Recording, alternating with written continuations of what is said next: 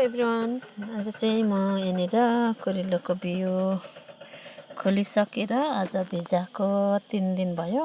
2 दिनदेखि 3 दिन भन्दै हुनुहुन्थ्यो यहाँनिर किन्दाखेरि। आज यो बिउ 10 सेन्टी 2 सेन्टीको बिचमा बिउ लाउनु भन्दै हुनुहुन्थ्यो।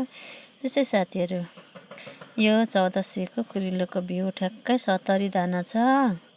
70 भनेपछि कसरी भाग पर्यो भने चाहिँ तपाईको 20 रुपियाँ ज्याङ पर्यो होला है।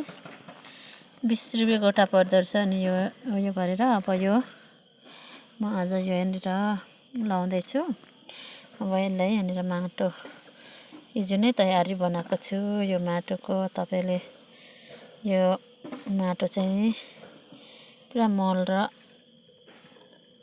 मल अनि माटो मात्रै मिसिएको छ। यो मल र माटो मिसाएर बनाएर यहाँ चाहिँ क्यारेटमा उठाइराखेको छु। अनि यसलाई चाहिँ म नर्सरी राखेर मात्रै सार्नु पर्यो, बेर्न भनेर राखेको छु। साथीहरू हेर्नुहोस् है, म चाहिँ अब यसरी राख्दैछु। यहाँनिर 1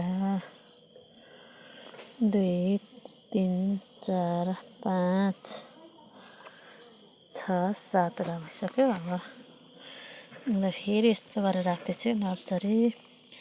अनि मेरो भिडियोहरू म नर्सरी के राख्छु। यो कुरिलो चाहिँ मलाई धेरै रहर लागेको अगाडिदेखि नै। अस्ति पनि बिउहरू आएको थियो, तर त्यो बिउहरू काम दिएन क्या, उमार्नै सकिएन। अब यो चाहिँ कतिको उम्रिँदैन। अनि यो 4 हप्तासम्ममा उम्रिन्छ भनेको छ। साथीहरू हेर्नु होला, 70 ज्याङ मात्रै छ है।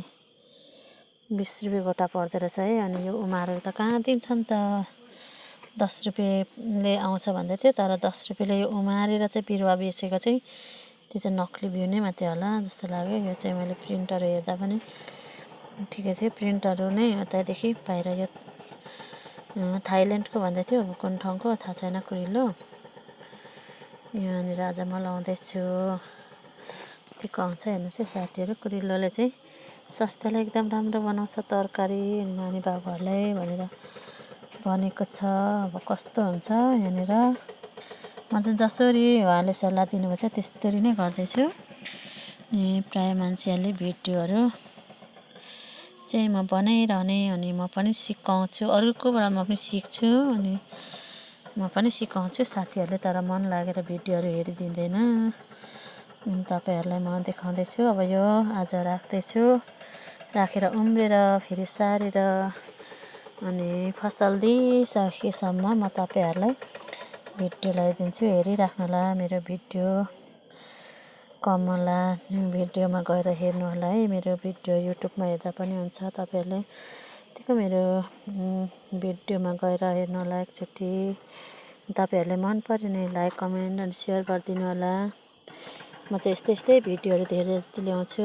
अनि यसै साथीहरू, कहिले खोर्सानीको अकबरे खोर्सानी, कहिले यस्तै कुरिलोहरू म चाहिँ नयाँ बिजन यस्तो बिउहरू ल्याएर अनि लाउनु मन लाग्छ। त्यही भएर आफैलाई पनि अनि मलाई धेरै मनपर्छ यस्तो कृषिको कामहरू गरेर। अनि कति थाकेको समयहरूमा हामीले यो बिरुवाहरू लगाए। अब म यो बिरुवा लगाउँछु अनि यसलाई 2 देखि 3 दिनको फरकमा यसलाई भिजाउनु भनिरहेको छ।